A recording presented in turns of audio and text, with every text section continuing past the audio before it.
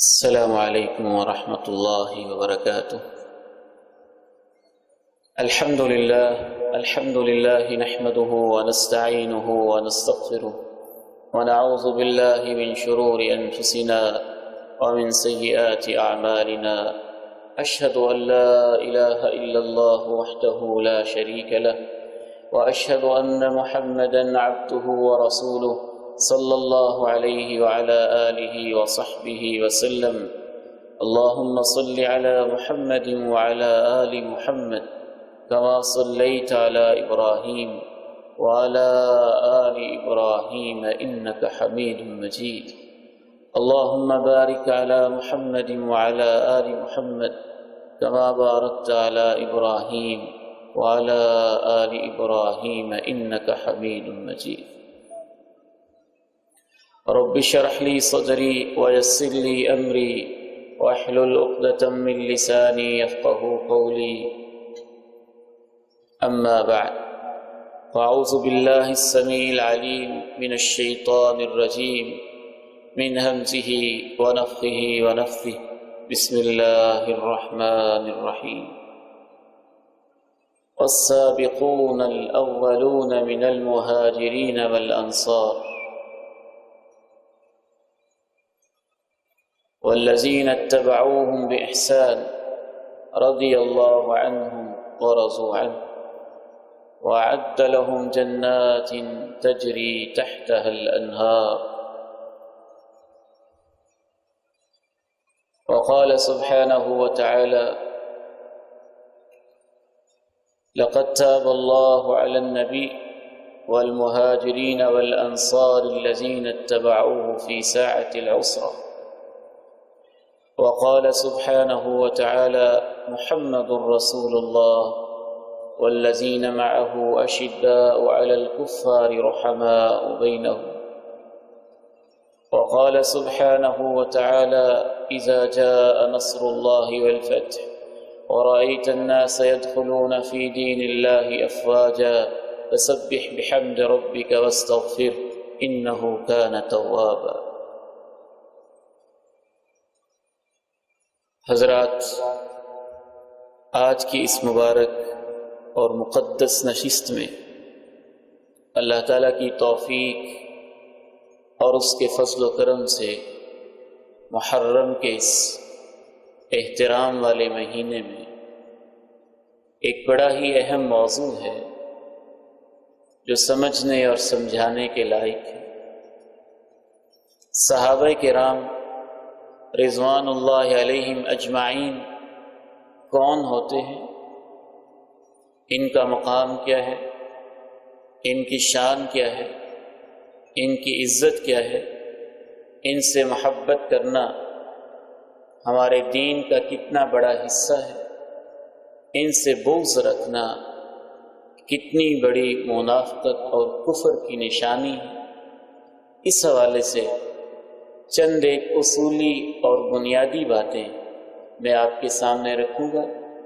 اللہ تعالیٰ سے دعا گو ہوں کہ ہمیں صحیح معنی میں سمجھنے کی توفیق نصیب فرمائے۔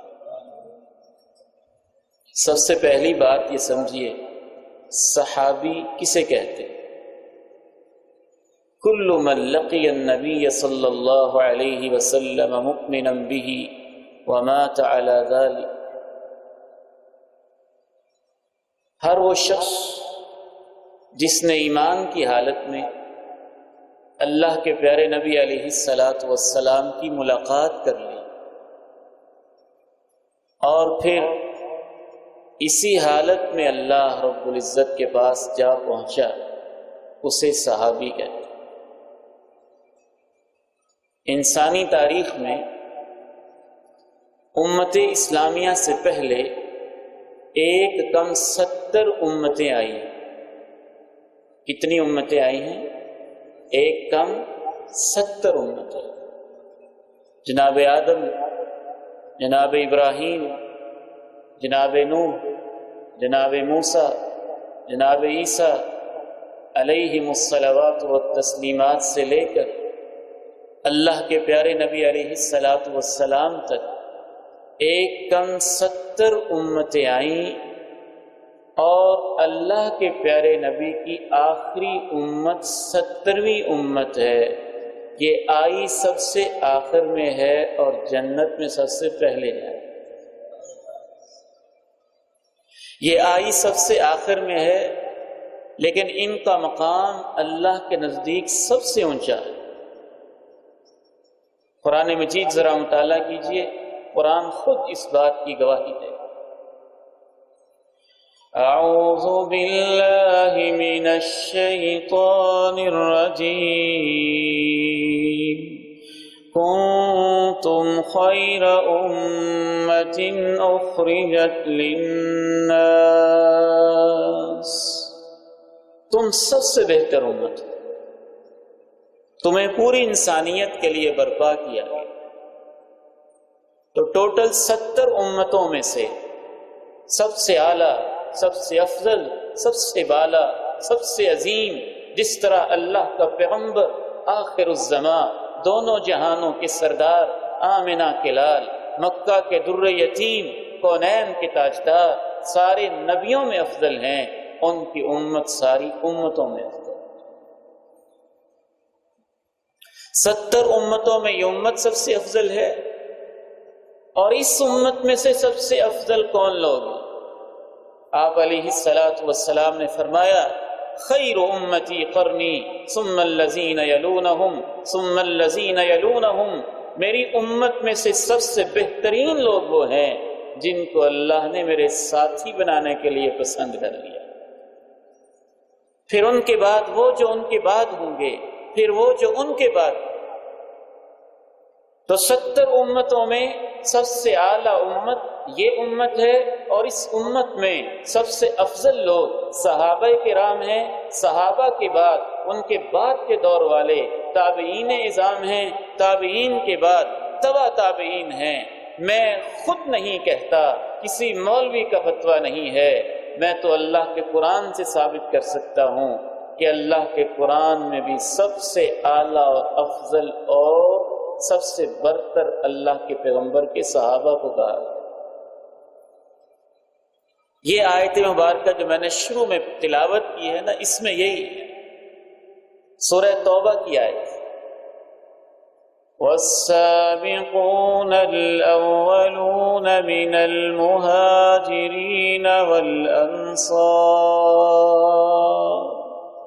والسابقون الأولون من المهاجرين والأنصار والذين اتبعوهم بإحسان رضي الله عنهم ورضوا عنه وأعد لهم جنات تجري تحتها الأنهار خالدين فيها أبدا.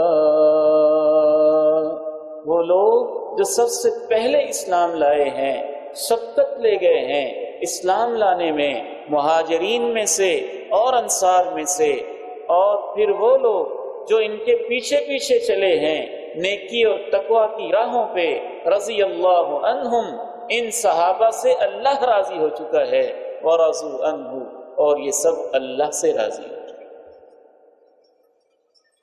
قیامت والے دن بھی سب سے پہلے جنت میں جانے والے صحابہ. سورہ واقعہ ذرا پڑھیں، اس میں یہی مسئلہ ہے. والسابقون السابقون أولئك المقربون في جنات النعيم ثلة من الأولين وقليل من الآخرين على سرر موضونة متكئين عليها متقابلين يطوف عليهم ولدان مخلدون بأكواب وأباريق وكأس من معين لا يصدعون عنها ينزفون۔ سبقت لے جانے والے ان کے تو کیا ہی کہنے ہیں، اولئک المقربون، یہ اللہ کے بڑے قریبی لوگ ہوتے ہیں، فی جنات النعیم، یہ نعمتوں والی جنت میں ہوں گے، سلۃ من الاولین، اور جنت کی طرف سبقت لے جانے والے لوگ پہلے لوگوں میں سے زیادہ ہوں گے، وقلیل من الآخرین، بعد والوں میں سے تھوڑے۔ جس طرح اللہ تعالی نبیوں کو خود پسند کرتا ہے، یہ نہیں کہ بندہ خود نبی بن جائے، نہیں، اللہ کی چوائس ہوتی ہے، اللہ کی طرف سے انتخاب ہوتا ہے، اللہ کی طرف سے پسند ہوتی ہے۔ وہ اللہ جو دلوں کے حال کو جانتا ہے، جو دل کی دھڑکنوں کو جانتا ہے، محبتوں نفرتوں کو جانتا ہے، نیتوں جذبوں کو جانتا ہے، خلوص اور ارادوں کو جانتا ہے، صبحوں اور شاموں کو جانتا ہے، دوپہروں اور راتوں کو جانتا ہے، خلوتوں جلوتوں کو جانتا ہے، بچپن لڑکپن جوانی ادھیڑ عمر بڑھاپے کو جانتا ہے، اور پہلے ہی سے جانتا ہے۔ وہ اللہ خود پسند کرتا ہے نبی کس نے بنا ہے، کس نے بننا ہے۔ پوری انسانیت میں سے اللہ نے پورے انسانوں کے دل دیکھے، حضرت آدم سے لے کے قیامت کے آخری انسان تک۔ ان اللہ نظر الى قلوب العباد فوجد قلب محمد خیر القلوب، سارے دلوں میں سے سب سے پاکیزہ، اطہر، مطہر، صاف ستھرا، اجلا شفاف، اعلیٰ اور برتر دل اللہ کے پیغمبر آمنہ کے لال کا تھا۔ جناب عبداللہ ابن مسعود کہتے ہیں اس لیے اللہ نے اپنے اس پیغمبر کو آخری نبی اور ختم نبوت کا تاج پہنا۔ اللہ نے اپنے آخری نبی کے دل کو دیکھنے کے بعد، نبیوں کے دلوں کو دیکھنے کے بعد پھر انسانوں کے دلوں کو دیکھا کہ نبیوں کے بعد باقی انسانوں میں سے سب سے پاکیزہ دل کن لوگوں کے ہیں، سب سے صاف ستھرے دل کن لوگوں کے ہیں، سب سے اعلیٰ اور برتر دل کن لوگوں کے ہیں۔ جناب عبداللہ ابن مسعود فرماتے ہیں انبیاء کے بعد، پھر ختم نبوت کے تاجدار کے بعد پوری انسانیت میں سے سب سے پاکیزہ اور اجلے دل اللہ کے پیغمبر کے ساتھیوں کے تھے، تو اللہ نے ان کو اپنے پیغمبر کے ساتھی بننے کے لیے خود پسند کر لیا۔ صحابہ بھی اللہ کی چوائس، نبی بھی اللہ کا انتخاب ہے، اور نبی کے ساتھی کون بنیں گے یہ بھی اللہ کا انتخاب۔ یہ صرف جناب عبداللہ ابن مسعود ہی کی بات نہیں ہے، صحابہ کے بارے میں تو جو دلوں کے حال جانتا ہے، خود رب کریم نے اپنے کلام میں گواہی دی، اولئک کتب فی قلوبہم الایمان وأیدہم بروح منہ، اولئک کتب فی قلوبہم الایمان، یہ وہ لوگ ہیں، اولئک الذین امتحن اللہ قلوبہم للتقوی، اولئک الذین امتحن اللہ قلوبہم للتقوی، کہ میرے نبی کے صحابہ یہ وہ لوگ ہیں جن کے دلوں کو اللہ نے دیکھا ہے تو ان کے دلوں میں ایمان ہی ایمان، ایمان ہی ایمان۔ وہ شخص جو اللہ کے پیغمبر سے ملاقات کر لے اسے صحابی کہتے ہیں۔ پتہ یہ چلا نبیوں کے بعد سب سے پاکیزہ دل صحابی کا ہوتا ہے۔ پتہ یہ چلا پوری امت میں 70 امتوں میں سے یہ امت سب سے افضل ہے، اس امت میں سے اللہ کے پیغمبر کے ساتھی سب سے افضل ہیں۔ 1 لاکھ کے قریب صحابہ کرام حجۃ الوداع میں اللہ کے پیغمبر کے ساتھ تھے، ان 1 لاکھ میں سے 10,000 کے قریب صحابہ کرام رضوان اللہ علیہم اجمعین وہ تھے جو فتح مکہ کے موقع پر تقریباً موجود تھے، اور جن کے حالات کسی نہ کسی انداز میں ہم تک پہنچے ہوئے ہیں۔ 10,000 میں سے پھر 1400 صحابہ وہ تھے جن کا تذکرہ اللہ نے 26ویں پارے میں کیا۔ بیت رضوان میں اللہ کے پیغمبر کے ہاتھ پہ ہاتھ رکھ کے وہ وعدے کر رہے تھے جانیں دے دیں گے، خون کے قطرے نچھاور کر دیں گے، عثمان کا بدلہ لیے بغیر نہیں جائیں گے۔ اللہ نے اپنے قرآن میں گواہی دے دی، ان الذین یبایعونک تحت الشجرہ، وہ لوگ جو درخت کے نیچے بیٹھ کے آپ کے ہاتھ پہ ہاتھ رکھ کے بیعت کر رہے ہیں، وہ آپ سے نہیں اللہ سے بیعت کر رہے ہیں۔ ید اللہ فوق ایدیہم، اے میرے نبی نیچے تیرا ہاتھ ہے، اوپر صحابہ کا ہاتھ ہے، اور ان صحابہ کے ہاتھ کے اوپر اللہ کا ہاتھ ہے۔ ان 1400 صحابہ میں سے پھر 313 وہ صحابہ افضل ہیں جو غزوہ بدر کے اندر شریک ہوئے۔ ان کو اللہ نے کہہ دیا بدر کے میدان میں تمہارا نکلنا مجھے اتنا اچھا لگا ہے، آج کے بعد تم جو بھی عمل کرتے رہو گے میں نے تمہاری زندگی کی ساری کوتاہیاں کو ایڈوانس ہی معاف کر دیا، پہلے ہی معاف کر دیا۔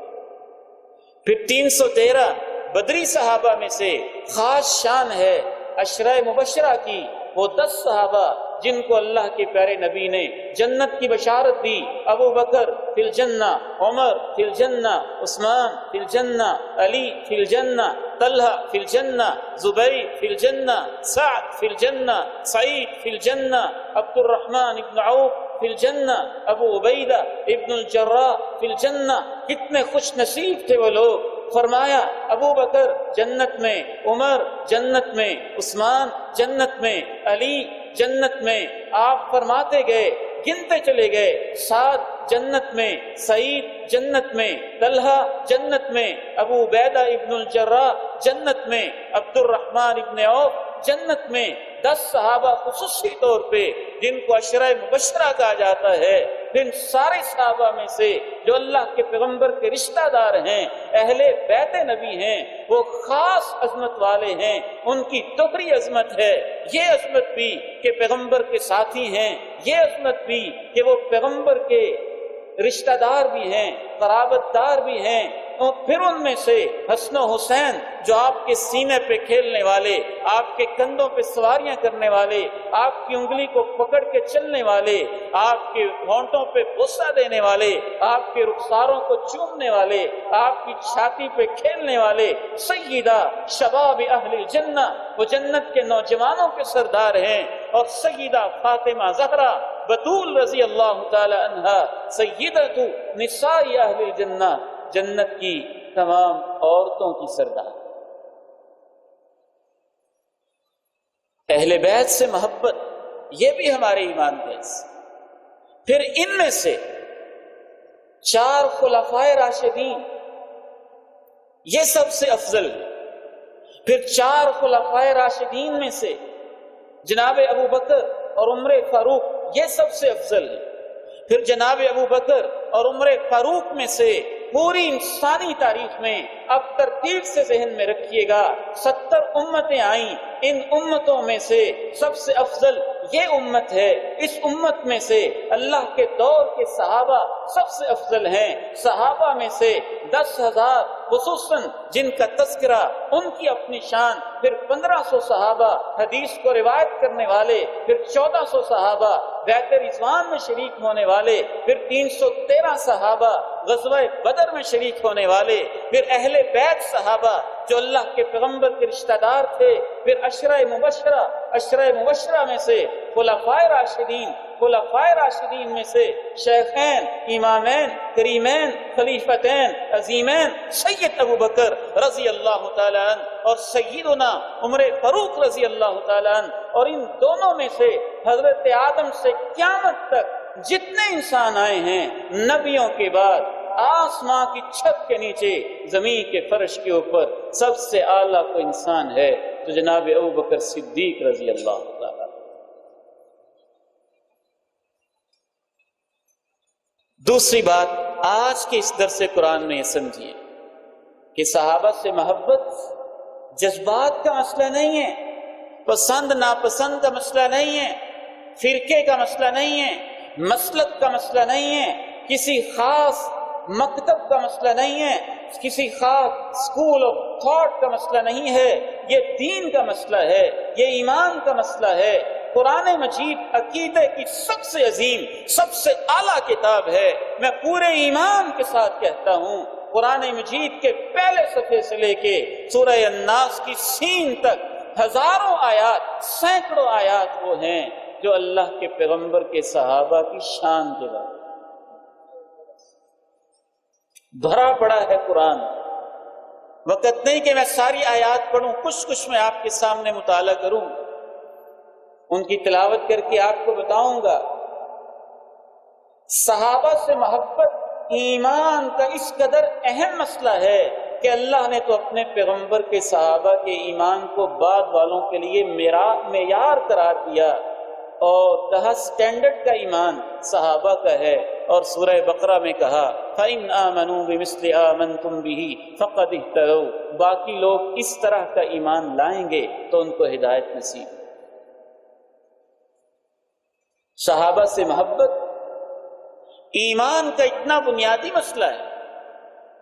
کچھ ایسے مسئلے ہیں جن کی اہمیت کی وجہ سے اللہ تعالیٰ نے ان کا تذکرہ قرآن میں کیا، پہلی کتابوں میں نہیں کیا۔ کچھ مسئلے اس سے اہم تھے، اللہ نے ان کا تذکرہ قرآن میں بھی کیا، انجیل میں بھی کیا۔ کچھ مسئلے اور زیادہ ضروری تھے، ان کا تذکرہ اللہ نے قرآن میں بھی کیا، انجیل میں بھی کیا، تورات میں بھی کیا۔ صحابہ سے محبت ایمان کا وہ مسئلہ ہے، دلوں کی تختیوں پہ کوڑے سیال کے میرے بیٹوں، بزرگوں، ماؤں، بہنوں اور بیٹیوں، اللہ کے اس فقیر بندے کی بات نوٹ کر کے جائیے گا، دنیا تک پہنچا دیجیے گا۔ صحابہ سے محبت ایمان کا وہ بنیادی مسئلہ ہے۔ اللہ نے اس کا تذکرہ قرآن میں بھی کیا ہے، انجیل میں بھی کیا ہے، تورات میں بھی کیا۔ اور دلیل میری نہیں، قرآن کی ہے۔ یہ آیت آپ نے غور سے سننی ہے اور آپ نے مجھے بتانا ہے یہاں صحابہ کا تذکرہ کیسے ہوا ہے اور اللہ نے کس انداز میں کیا۔ یہ 26ویں پارے کی سورہ الفتح، اس میں اللہ تعالیٰ ارشاد فرماتے محمد رسول اللہ والذین معه اشداء علی الکفار رحماء بینہم تراہم رکعا سجدا یبتغون فضلا من اللہ ورضوانا سیماہم فی وجوہہم من اثر السجود ذلك مثلهم في التوراة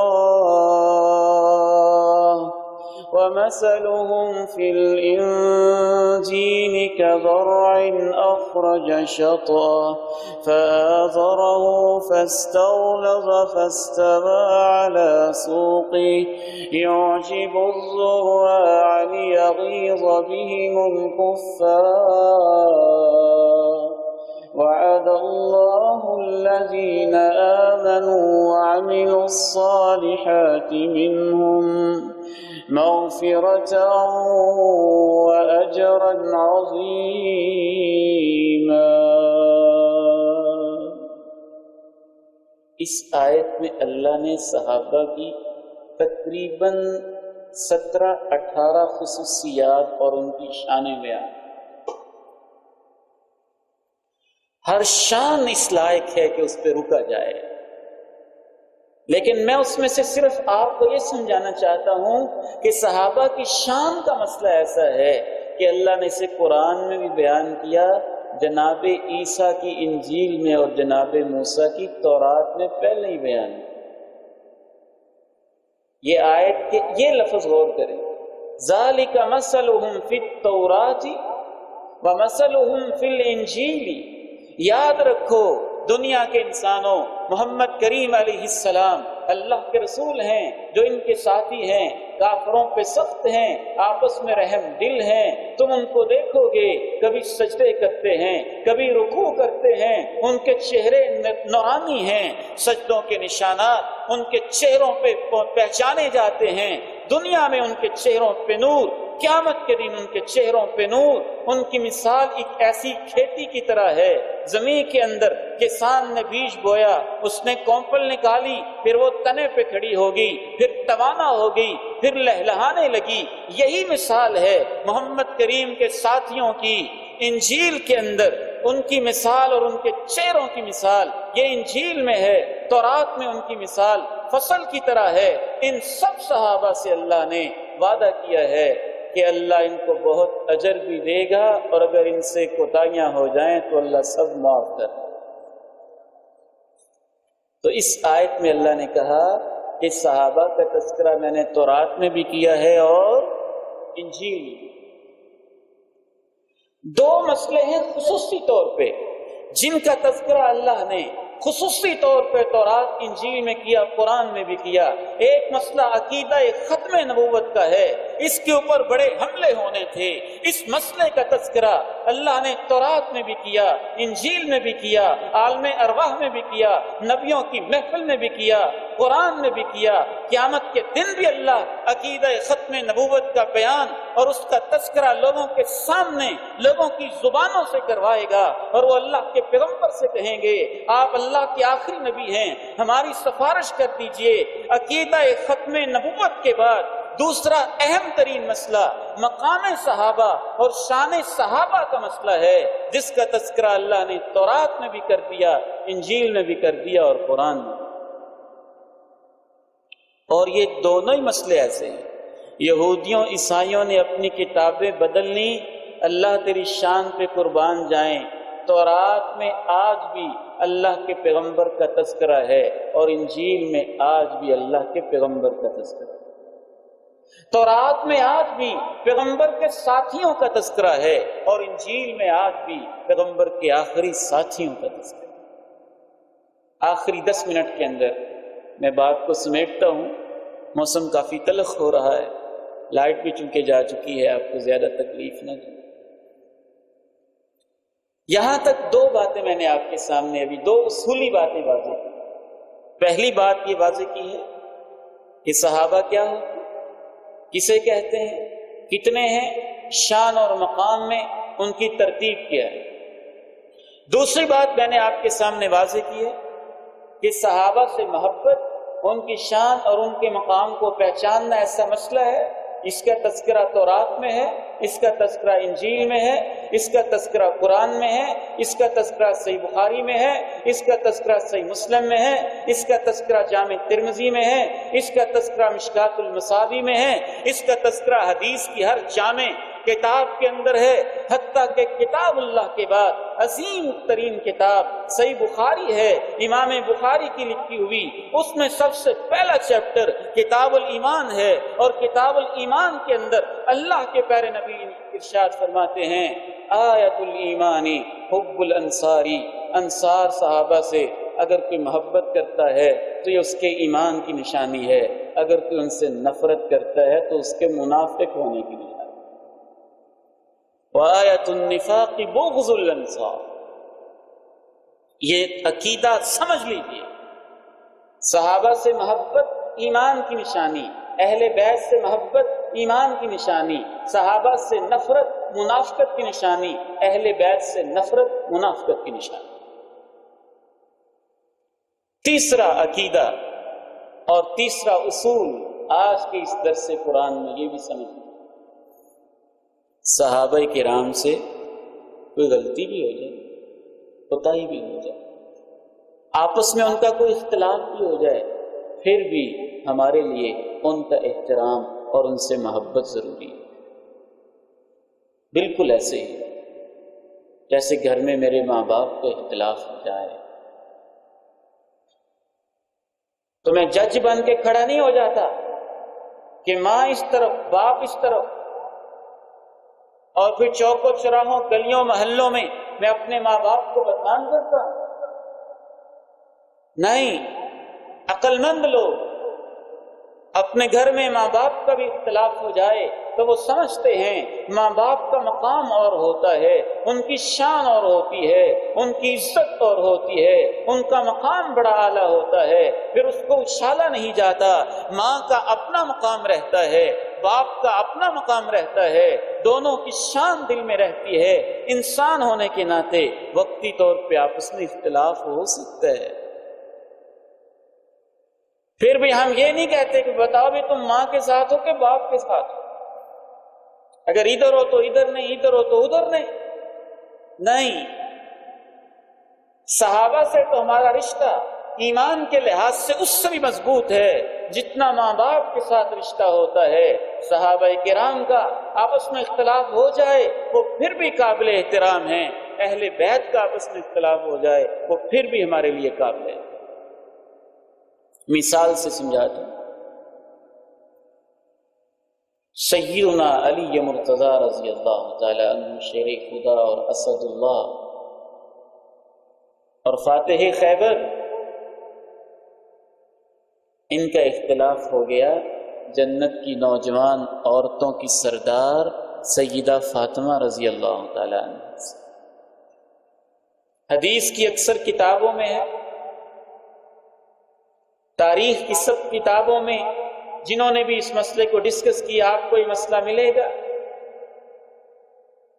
حضرت علی مرتضی رضی اللہ تعالیٰ عنہ ناراض ہو کے گھر سے مسجد میں آ کے لیٹ گئے۔ اللہ کے پیارے نبی علیہ السلام تشریف لائے، پوچھا علی کہاں ہے؟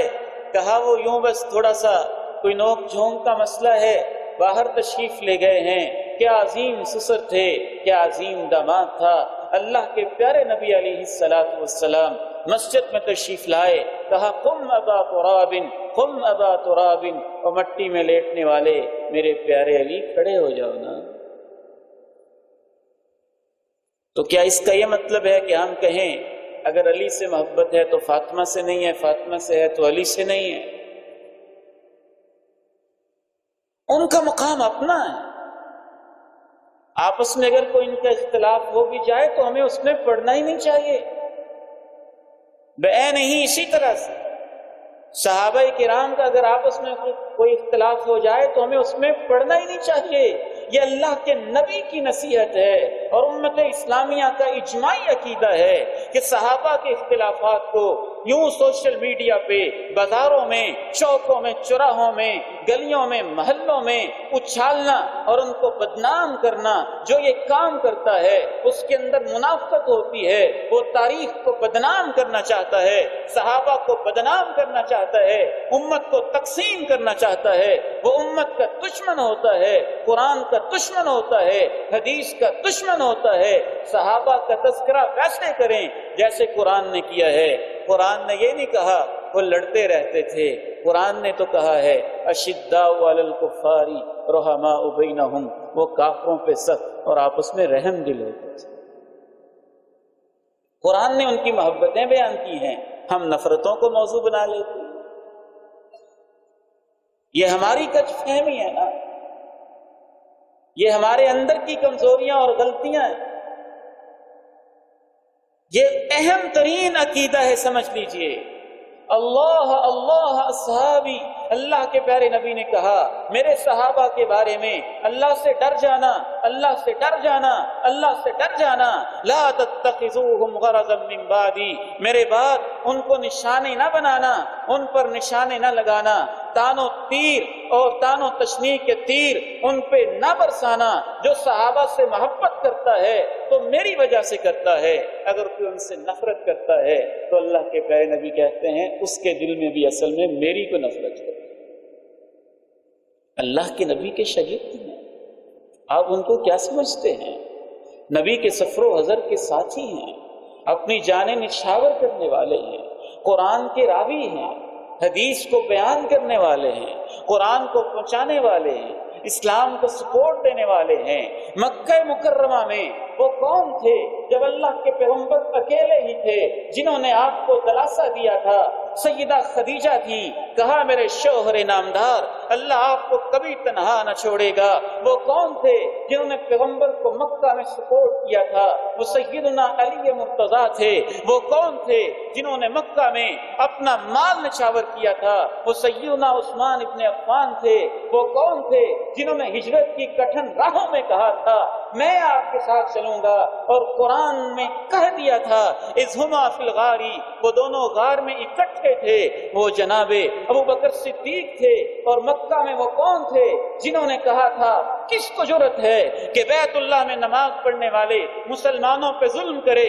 آج کے بعد اگر کسی نے اپنے بچوں کو یتیم اور اپنی بیوی کو بیوہ کروانا ہے، کس کی جرأت ہے آ کے مسلمان کو ہاتھ لگا کے بتائے وہ جناب عمر فاروق رضی اللہ عنہ۔ وہ کون تھے جو اس کلمے کی خاطر مکہ کی گلیوں میں گھسیٹے گئے تھے، ان کے گلے میں رسا باندھا گیا تھا اور ان کے جسم کے نیچے کوئلے گرم کر کے تپائے گئے تھے اور ان کے جسم سے خون کے فوارے پھوٹتے تھے، کوئلے ٹھنڈے ہو جاتے تھے، وہ پھر بھی اپنی زبان سے کہتے تھے احدن احدن۔ اور وہ کون خاتون تھی جن کو اونٹ کے ساتھ باندھ کے مشرق و مغرب مخالف سمت میں چلا کے ان کے جسم کو دو ٹکڑے کر دیا گیا تھا؟ وہ سیدہ سمیہ اول شہیدۃ فی الاسلام رضی اللہ تعالی عنہا و ارضاہا تھی۔ اور وہ کون تھے جن کے پورے خاندان پہ ظلم و ستم کی کہانیاں رقم کی گئی تھی؟ وہ آل یاسر تھے۔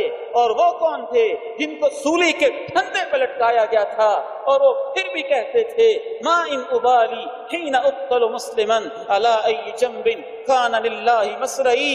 اللہ اگر تیری خاطر یہ سب کچھ ہو رہا ہے تو مجھے اپنی کوئی پرواہ نہیں۔ وہ صحابی رسول حضرت خبیب رضی اللہ تعالی عنہ تھے۔ اور وہ کون تھے جو مسلمہ کے پاس گئے، مسلمہ نے کہا مجھے نبی مانتے ہو؟ کہا نہیں مانتا، ہاتھ کاٹ دیے۔ پھر پوچھا نبی مانتے ہو؟ کہا نہیں مانتا، یہاں کونی کاٹ دی۔ پھر پوچھا نبی مانتے ہو مجھے؟ کہا تجھ جھوٹے کی نبوت کے بارے میں کچھ سننا پسند نہیں کرتا، پورے کا پورا بازو کاٹ دیا۔ پھر پوچھا مدینے والے کو نبی مانتے ہو؟ کہا مانتا ہوں۔ کہا مجھ مسلمہ کو بھی مانتے ہو؟ کہا یہ تو میں سن ہی نہیں سکتا۔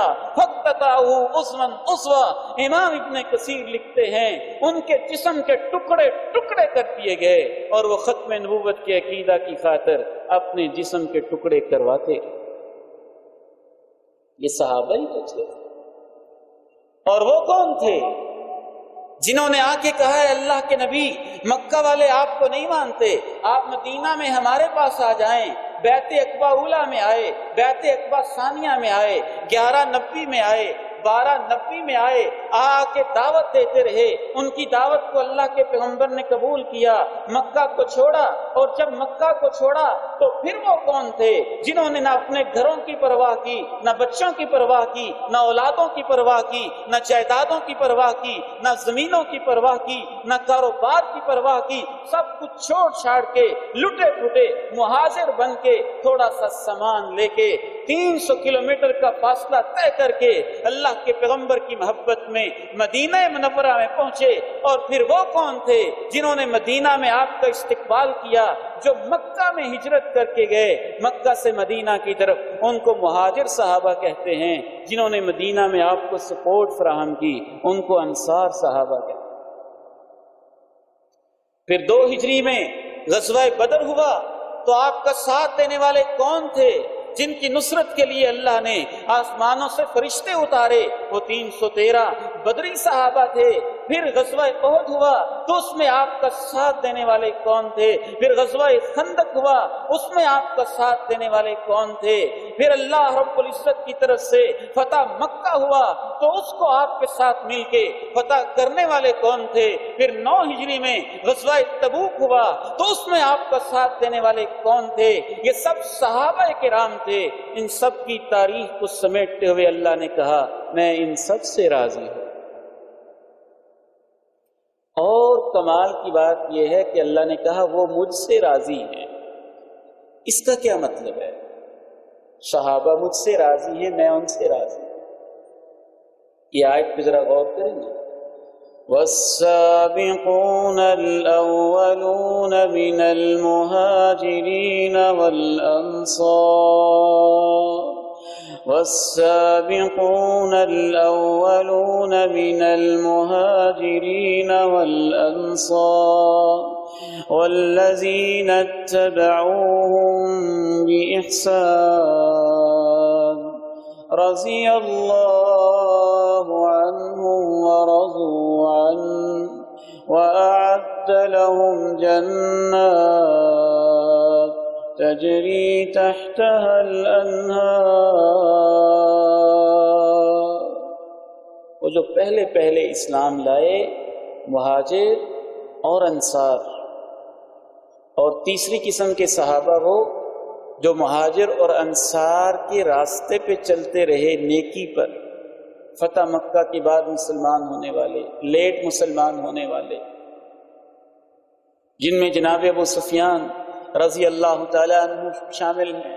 لیٹ مسلمان ہونے والوں میں حضرت خالد ابن ولید رضی اللہ تعالیٰ عنہ بھی شامل ہیں، باقی لوگ بھی شامل ہیں۔ کہا وہ بھی صحابہ رضی اللہ عنہم، اللہ ان پہ راضی ہے، ورضوا عنہ، اور یہ اللہ پہ راضی ہے۔ اللہ پہ راضی ہونے کا ایک خوبصورت مطلب مفسرین نے بیان کیا ہے، یہ بیان کر کے میں اجازت چاہتا ہوں۔ مفسرین نے لکھا ہے کہ وہ اللہ پہ راضی تھے کا مطلب یہ ہے، اللہ اکبر، وہ جسم کٹوا کر بھی اللہ پہ راضی تھے، وہ سولی کے پھندے پہ لٹک پر بھی اللہ سے راضی تھے، بلال کوئلوں پہ گھسٹ کے بھی اللہ پہ راضی تھا، سمیہ اپنے جسم کو 2 ٹکڑے کروا کے بھی اللہ پہ راضی تھی، خبیب سولی کے پھندے پہ جھولتے ہوئے بھی اللہ پہ راضی تھا، مہاجر صحابہ مکہ کو چھوڑ کر بھی اللہ پہ راضی تھے، اور انصار صحابہ مشقتیں تکلیفیں دین کی خاطر برداشت کر کے بھی اللہ پہ راضی تھے۔ ایک تو ہوتا ہے نا بندہ دین کے لیے کام کرتا ہے، اندر اس کے کڑن سی ہوتی ہے، یہ کیا مصیبت ہے، یہ کیا پریشانی ہے، نہیں، ان کی پیغمبر سے محبت ایسی تھی، رب سے محبت ایسی تھی، دین سے محبت ایسی تھی، دنیا میں بڑی مشکلیں آئیں لیکن وہ دین کی خاطر ساری مشکلیں راضی راضی برداشت کرتے۔ جب وہ دین کی خاطر راضی ہو کے مشکلیں برداشت کرتے رہے تو اللہ ان پہ راضی۔ احد کا موقع تھا، نبی علیہ السلام نے کہا آؤ جنت کے لیے جس کی چوڑائی آسمان و زمین کے برابر ہے۔ حضرت عمیر نے کہا جنت جس کی چوڑائی میں آسمان و زمین آ جائیں گے؟ آپ نے کہا ہاں، جنت جس کی چوڑائی میں آسمان و زمین آ جائیں گے۔ کہنے لگے بخین بخین بخین، واہ واہ واہ۔ اللہ کے پیغمبر نے پوچھا عمیر یہ واہ واہ کس بات پہ کر رہے ہو؟ کہنے لگے اس بات پہ کر رہا ہوں کہ مجھے امید ہے کہ میں بھی اس جنت میں جاؤں گا۔ اللہ کے پیغمبر نے فرمایا انت من اہلیہا، عمیر تو جنتی ہے۔ یہ الفاظ سنیں، ہاتھ میں کھجوریں تھیں، ساتھ میں ایک بیگ نما چیز تھی، اس میں سے کھجوریں نکالی، کھا رہے تھے، تھوڑی سی کھائی تھی، باقی ابھی ہاتھ میں اور کچھ بیگ میں تھی، جتنی ایک دو کھائیں وہ پیٹ میں گئیں، باقی ہاتھ میں منہ کے قریب پہنچی ہوئی ان کو زمین پہ پٹک کے کہنے لگے عمیر جنت تیرے انتظار میں ہے، اگر تو کھجوریں کھاتا رہ گیا انہا اذن لحیات طویلہ، یہ تو لمبی زندگی ہے۔ کھجوریں نیچے پٹک کے زمین پہ گرا کے وہ باقی پوری کھانا بھی برداشت نہ کیا، میدان احد میں کودے اور جام شہادت نوش کر۔ یہ تھے السابقون الاولون، السابقون الاولون۔